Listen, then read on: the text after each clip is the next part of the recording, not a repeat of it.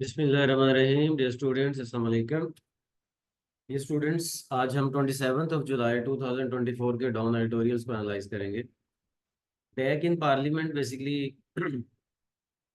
जो supreme court का decision आया कि पीटीआई को एक पार्टी तस्वुर किया गया, तो पहले जो ऐसे लोग थे जो कि पीटीआई के साथ अपनी एफिलिएशन शो करते थे और कहते थे कि हम पीटीआई के हैं, लेकिन बज़ाहिर उन्हें सुन्नी इत्तेहाद काउंसिल में जाना पड़ा।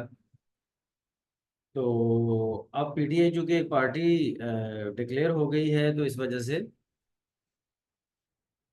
वजह से वो इलेक्शन कमीशन ने जो एक नोटिफिकेशन किया है कि वो 39 मेंबर्स जिन्होंने अपनी अपने वो पीटीआई से अपनी जो है ना वो एफिलिएशन रिटर्न में शो कर दी थी, वो 39 है उनकी उनका नोटिफिकेशन इलेक्शन कमीशन ने कर दिया। बाकी 41 जो हैं उनके लिए अब वो लेतो लाल से काम ले रहे हैं, लेकिन जाहिर है कि वो भी करना पड़ेगा उन्हें, क्योंकि उन्होंने अभी अपनी रिटर्न में एफिलिएशन वो नहीं दी थी। और अब दोबारा अब जब ये डिसीजन हुआ है तो उन्होंने वो अपनी एफिलिएशन शो कर दी।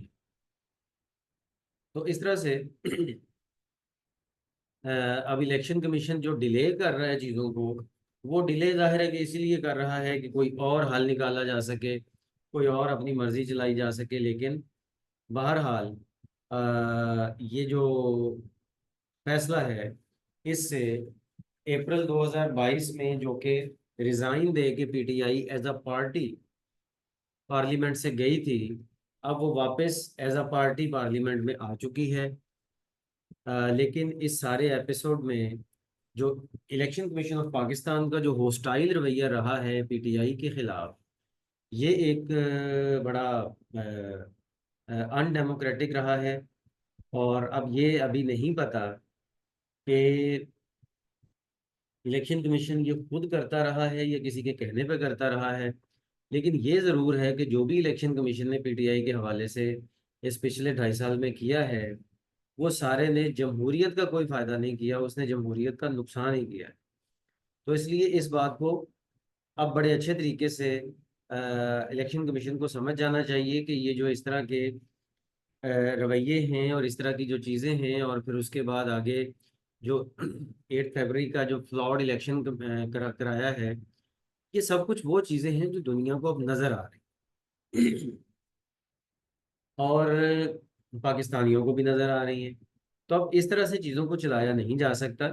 इसलिए इलेक्शन कमीशन को चाहिए कि in the true letter and spirit जो अपना काम है वो करे, ना खुद ना किसी के कहने पे किसी पार्टी को साइडलाइन करे, और डेमोक्रेटिक वे में लोगों की जो विल है, जो आवाम की ख्वाहिश है, उसको अप्लाई होने।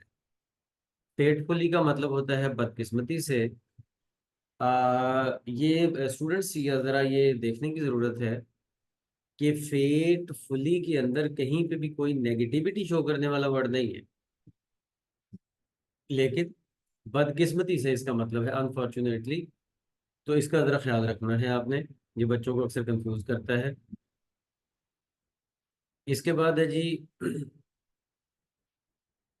यस, एलिजेंस, ये है ताबेदारी, अतात। उसके बाद है होस मैंडेट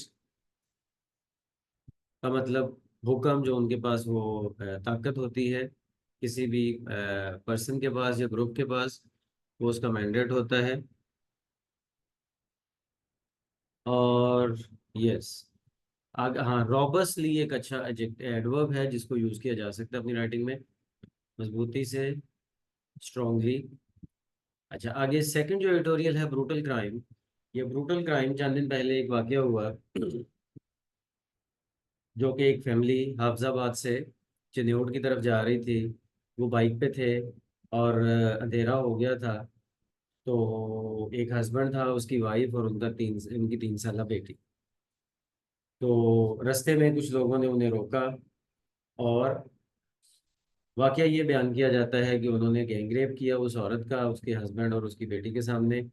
बहुत बड़ा दरिंदगी का ये एलिमेंट है। और हमारा जो राइटर है वो ये कहता है कि इस तरह के वाकयात बढ़ रहे हैं। और ये जो मोटरवे का वाकया हुआ था ये भी हमें उसकी याद अब दिला रहा है, जो 3-4 साल पहले हुआ था।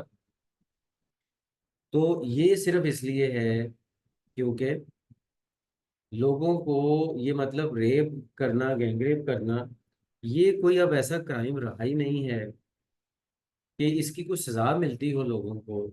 इसकी वजह ये है, पहली बात तो ये है कि सिर्फ 3 to 4% या 5-6 मतलब 10% से भी कम लोग हैं जो कि इस वाक़े को की रिपोर्ट दर्ज करवाते हैं। नहीं तो बेचारे इज्जत बचाने के लिए चुप हो जाते हैं। और जो रिपोर्ट दर्ज करवाते हैं उसमें भी पुलिस अपने आप को बचाना शुरू कर देती है अगर वाकया जो है वो मीडिया पे आ जाए। अब वाकया मीडिया पे आ गया है, पुलिस अपने आप को बचाना शुरू कर रही है।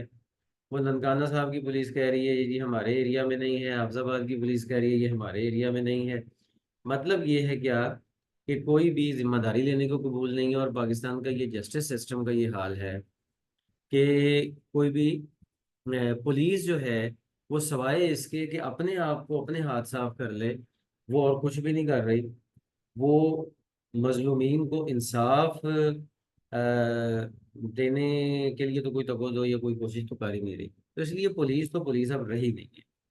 जिस तरह से ये ग्रूसम एक्ट हुआ और ये जिस तरह से बहुत ही जालिमाना ये जो घिनौना एक्ट हुआ है, इसकी जितनी मजम्मत की जाए कम है। लेकिन इसको अंजाम तक पहुंचाना है कानून नाफिज करने वाले इदारों ने, और वो अपने आप को बचाते फिर रहे हैं। और बहुत अफसोस की बात है क्योंकि हमारा जो जस्टिस सिस्टम है वो इस तरह के क्राइम को किसी भी तरह से अ, रोकने में नाकाम है अभी तक। इस में अलेजली एक अच्छा वर्ड है जो आप यूज़ कर सकते हैं, वल्नरेबल का मतलब कमज़ोर, जो एक्सपोज्ड होते हैं इस तरह के एक्ट के लिए। ठीक है, प्रोसिक्यूट का मतलब होता है मुकदमा करना। विक्टिम बैशिंग, विक्टिम बैशिंग का मतलब है कि जो हादसे का शिकार हो उसी को, उसी पे इल्ज़ाम लगा देना और उसी को कोसना कि तुमने ये क्यों किया।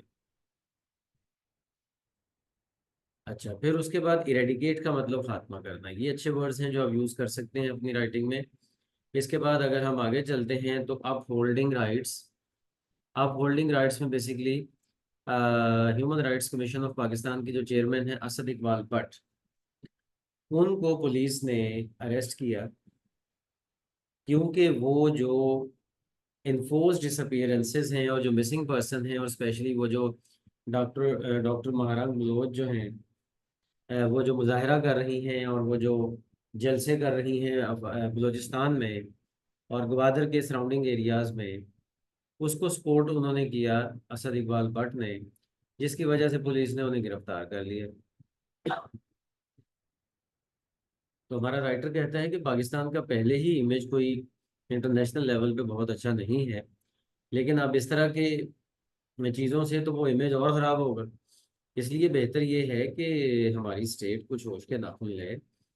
पहली बात तो ये कि जो इन्फोर्स डिसअपीयरेंसेस के हवाले से इश्यूज हैं उनको रिजॉल्व होना चाहिए। और दूसरी बात ये है कि अगर कुछ बात है भी तो उसे कुछ इस तरह से सेटल होना चाहिए, कुछ इस तरह से सेटल होना चाहिए कि वो चीज़ जो है वो लोगों के दिलों में दूरियां पैदा ना करे और लोगों का स्टेट के साथ जो रवैया है वो बहुत ज़्यादा पॉजिटिव हो, नेगेटिव ना हो। इसमें हम देखते हैं कि ये अंडरमाइन का मतलब कमज़ोर करना एक अच्छा वर्ड है। अपेरेंटली ज़ाहिरी तौर पर ये एक अच्छा वर्ड है, यूज़ हो सकता है। उसके बाद हाँ, रिकोर्स रिप्लेसमेंट के मीनिंग में आता है, मुतबादल या कोई सहारा। और डिसकंटेंट का मतलब अदम इत्मीनान, गैर इत्मीनानी की सूरत हाल। इसके साथ ही आज की डिस्कशन कंप्लीट होती है। अल्लाह हाफ़िज़।